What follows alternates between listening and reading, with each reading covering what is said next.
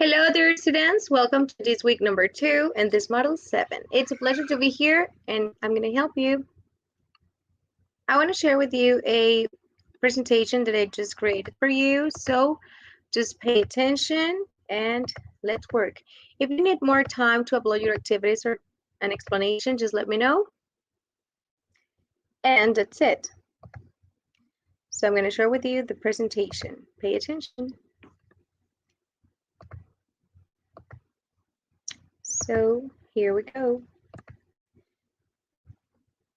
If you have like problems with the way to upload an activity, well, the recording link, which is the most confusing sometimes, just let me know by a message and I'm going to give you like a tutorial or I can help you and explain you a little bit more.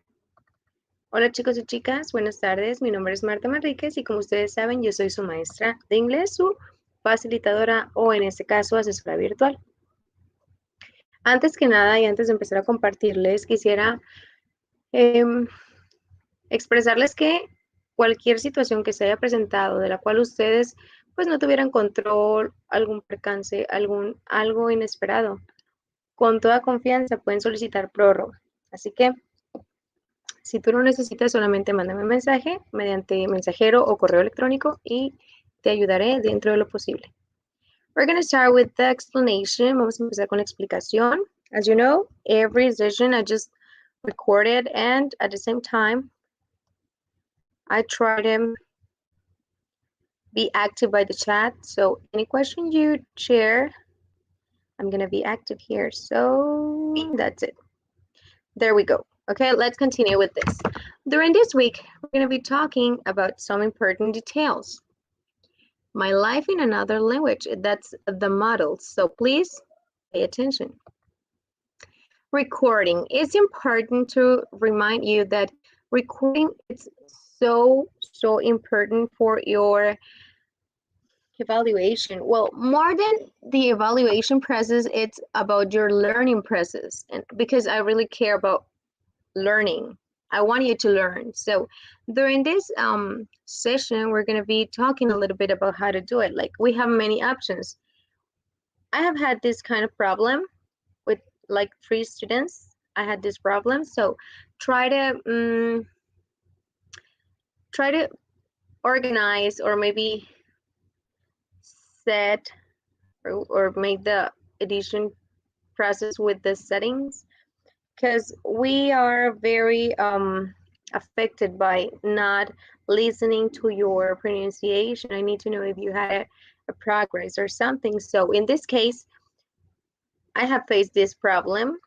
So please try to do it. If you have problems, go to see the tutorial that I just shared with you, and that's the way to use the Drive application. So in that way you can do it correctly. Go to bottom, well, news bottom, so you can find this link, this explanation, and even though if you need more like examples or something like that, so just let me know about this. Okay, I'm just checking if there is no question, problem, or something. Okay, here we have the way to do it correctly. You have to take the file and put it in the space of Drive. Obviously, you can take it and just put it there. Lo pueden nada más jalar el archivo y colocarlo en el espacio de Drive. Once you have the file there, you're going to have the opportunity to share, but not by adding this link, but adding the link below. So you have to choose or select the file, just click on the right button, and then you're going to find a link. The link, it's obtener vínculo para compartir. So get the link to share or sharing link. So that's the option. And then you're going to have like the way to express if you want to do it public or restricted. But I suggest you to do public or available for all people who got that link, right? So this is the way you're going to incorporate it. You're gonna set this problem, okay? You're gonna just like try to solve it. First, you have to add here, any user with the link can see. And you can copy and then just put it there. And be careful with this. If you have more problems about using Drive, you can use also Vocado. Vocado, it's a recording, online recorder, so you can do it. You only go to the page, vocado.com, and then you just have to, maybe you need to do like some setting with the, I don't know, searching bar or something, some permissions and things like that. But once you do it, you're gonna have the opportunity just to put this button like in a triangle, and then you're gonna start talking. Try to do it as closer as you can, so I can identify the pronunciation and all the vocabulary and words you want to share. And then when you finish, just click on it, and then after that we have the way to do it. We have many different ways to get that file. So one of them, it's by clicking on this button that it's like copy, and then you get the link. But other option could be like by WhatsApp. You can do it by using your QR code. You can download it, and obviously you can send it by many different ways. So please try to do it like getting the link, and that's the easiest for you. And once I said that, it's important to know the purpose of this session is to explain you the usage and the structure of the simple past in affirmative, negative, and interrogative form. Specify the usage of the verb to be in simple past. Share some basic vocabulary like time expressions and the expression that it's just to things you did before, and it was like a routine or something you did very often, like clarify the doubts about the activities. Obviously, you know we have to do many activities, but you need to focus about the main tense. This is going to be simple past. Simple past, it's used to express things that started and ended in the past, and at a specific moment they finished. So we use a simple past. For example, we have two different types of verbs. We have regular and irregular verbs. Regular verbs are about the adding ed or maybe changing a little bit the y by ied, but it is about the structure, what defines if it is regular or irregular verb. Like we have the base form of the verb, and when we just get a regular verb, we just need to add ed. So in this case, we just change it from or transform it from the simple present to the simple past. After that, we have irregular verbs, which these kind of verbs can or can't change. The structure, there is no rule to like regulate them, so you need to learn them by them. After that, we have the verb, an example like play, which is the most common. Play, we can use play. If you see, we add ed, and in that way, that it's going to help us to transform from simple present to simple past. And after that, we have irregular verbs. Irregular verbs are about, in simple present, we used a structure, and in simple past, we change it, or we have like something that changes. When we want to talk about affirmative sentences, using simple past, we have a chart, and that chart, it's like this. If you see, we have these infinitive verbs, and then we have the structure and the simple past. Like watch, watched, stop, stopped, copy, copied, finish, finished. If you see all of them, finish with ed. And then we have irregular verbs. These change. If you see, there is no similarities here, so we just take it from there. The way to do it is just using subject or personal pronoun in this case. verb in simple past, which is taken from the link or the line with ed, or depending in the simple past. Remember, we have two different um, structures. So in this case, um, we just incorporated from the second line, like simple past, and we say like, I lived in Mexico for a year. Yo viví. So we use that verb not with live. No lo usamos como yo vivo. Decimos yo viví. If you see the structures, we have ed at the end. So that's it.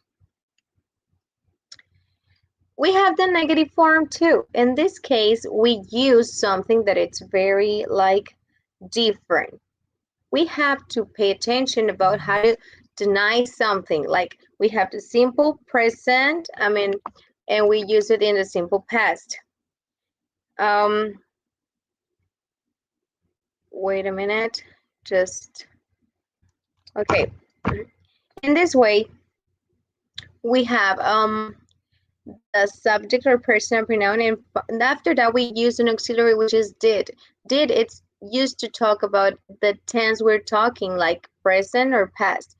Then we have the not, we did not, or we didn't, which is a contraction.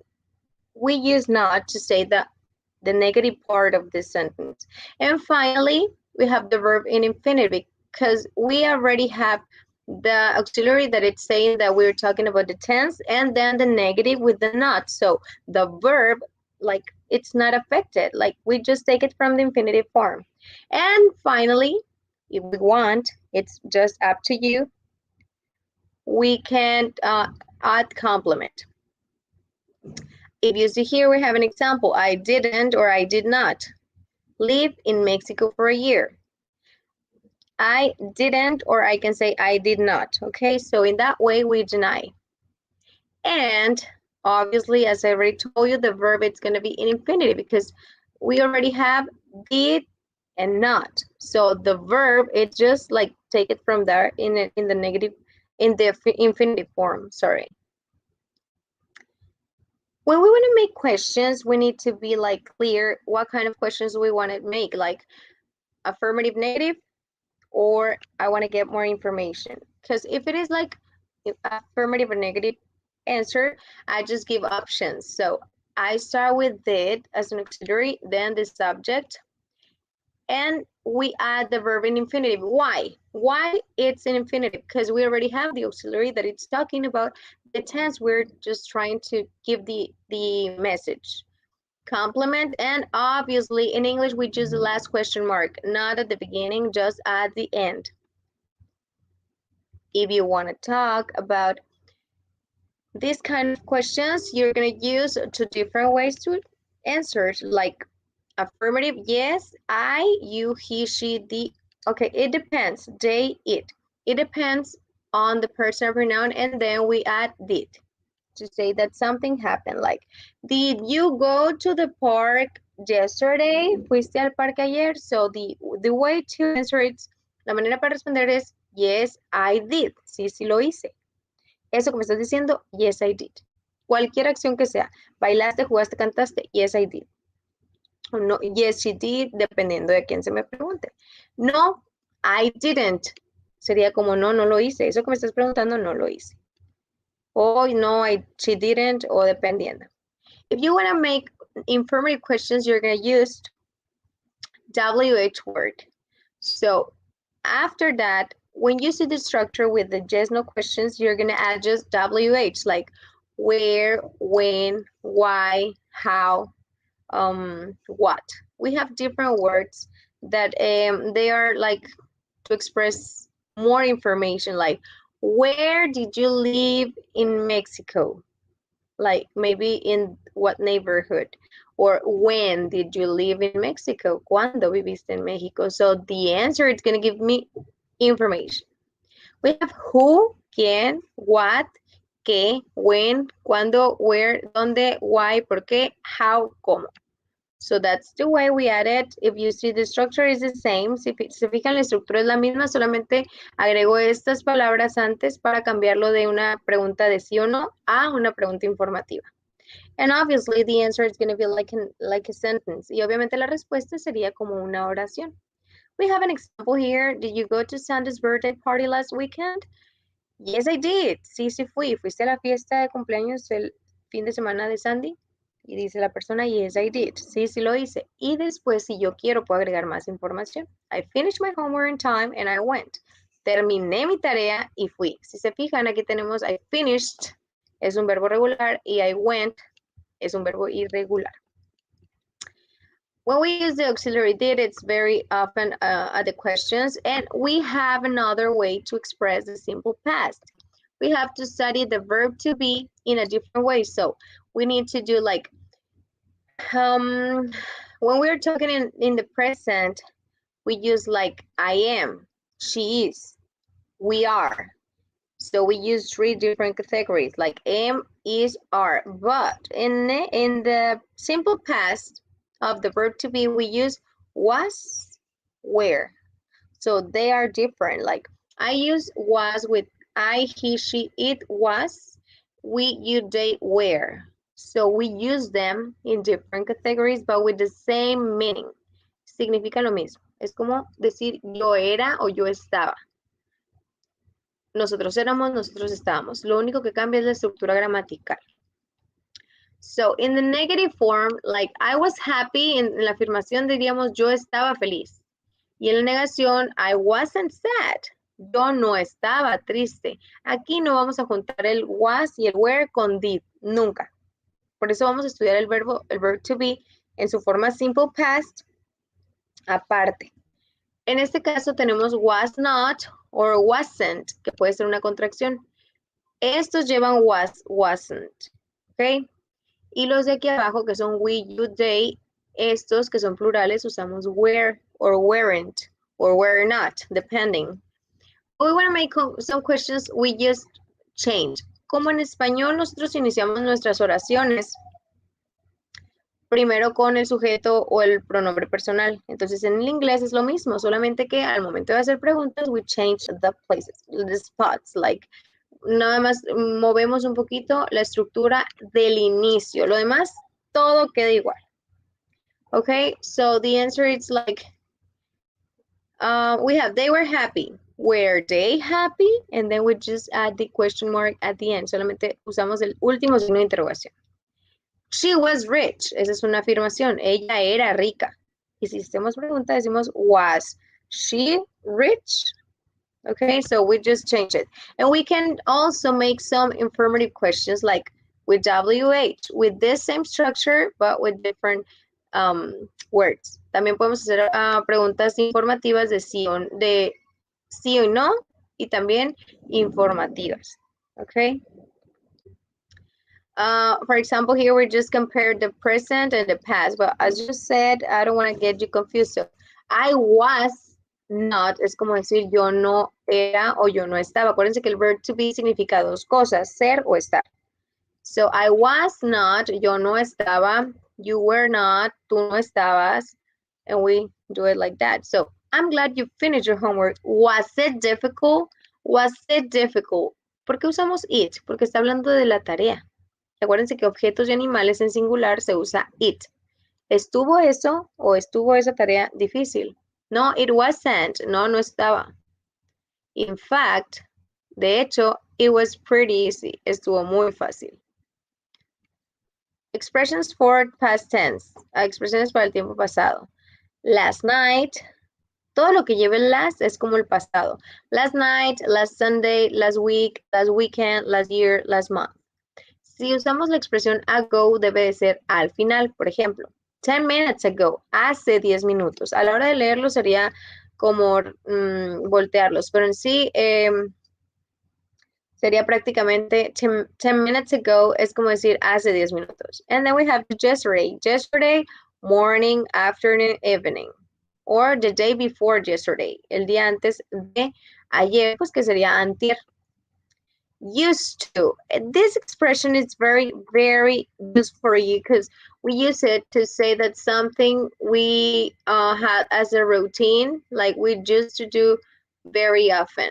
Like, I used to drive. Yo solía manejar She used to dance. Ella solía bailar. You used to run. Tú solías correr. He used to read. Él solía leer. So we can use that expression to talk about the simple past. También podemos usar esta expresión con el pasado simple, porque incluso el verbo principal de esta expresión está en pasado simple. Formative activities, you have to do this kind of activities. First of all, you have a biography about Elvis Presley. So you're gonna just change the verbs from infinitive to the simple past. You need to see, okay, the verb be, it's in simple past is, was, or were. It depends. If it is Elvis Presley, I'm talking about he. So am I going to write like was or were? And maybe we have another verb and work. Work in simple past, if it is regular or irregular. So I'm going to check the verbs. You're going to change them to the simple past. And then we have to complete a conversation between two people, Laura and Hannah, and they are talking. So you're going to use the simple past with the auxiliary if it is a question, maybe an answer or something. You already have the explanation of the structure, so try to do it. And we're going to start with the integral activity number 3, which is a happy day. We're going to write from 5 to 8 line text explaining the story of your happiest day ever. Like you're going to describe what happened, how you felt, and why you felt that way. You're going to add a picture. It can be either real or illustrative. And you're going to answer the questions, why is it important to know about past events? With the length of obviously from 5 to 8 lines. You're going to include the audio link after recording your voice, not the computer, not the system, just your voice. And you're going to upload it to the cloud and generate the link to share it. So please do it correctly. In this way, it's important to know the days of the week, months of the year, and obviously the year. Years before 2000, they are read like 1984. We can divide it into two, like in pairs. So in this case, you're going to incorporate the date. Try to do it correctly, like incorporating month, after that the number, and the number, it's very important to know that we have, if it is the number 1, it is with ST, number 2 it's 2ND, 3 RD, 4, and so on until 20th. So we're gonna do it like that. And in this case, we're going to do it like correctly, right? So we're going to incorporate or change the difference here. I'm sorry, I got a message here. So you're going to do it correctly, right? So you're going to write in this following structure. First the month, then the number, and then the year, and after that the day of the week. It's important to know with the numbers that if it is like first, second, third, or fourth, and 20th. Si es el día 1, tiene que agregarle ST porque es la contracción de first. Si es el día 2, segundo, second, 3, third, tercero, and fourth, it's el cuarto. Del 4 al 20, todos los números llevan TH, pero si empezamos a utilizar el 21, por ejemplo, volvemos a poner 1 porque lleva el 1, 21, 21st, 21 sería como el ST, 22 ND, 23 RD, y del 24 al 30, todos TH. 31, volvemos a la reglita de 1 ST, 31 ST, okay, 31st. And in the fourth activity, you're going to make a timeline about your family. So in this case, we're going to, just give me a minute.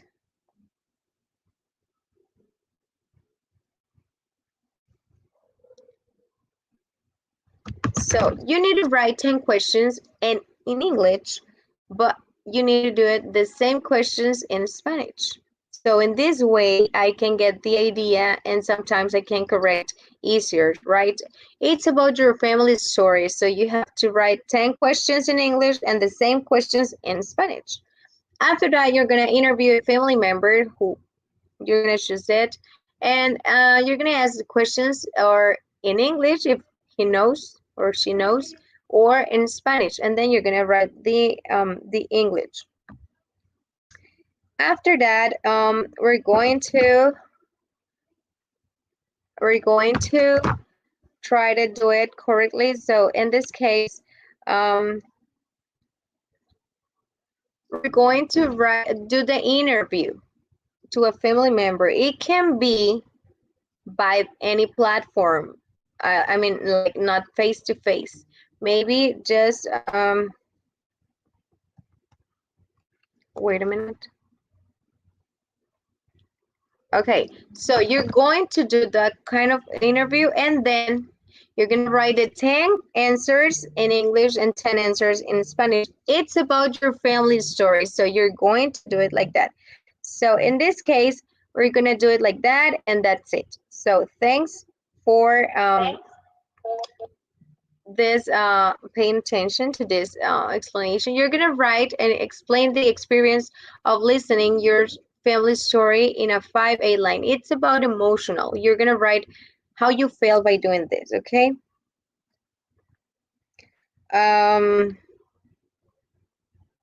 Okay.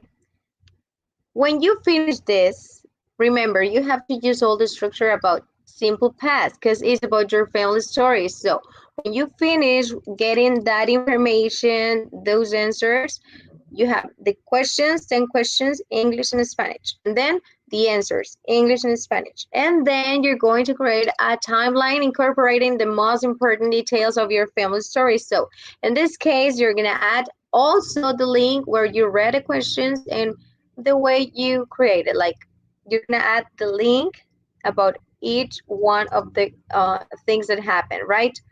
So you're going to record the questions in English and the answers in English, not in Spanish. I don't need Spanish.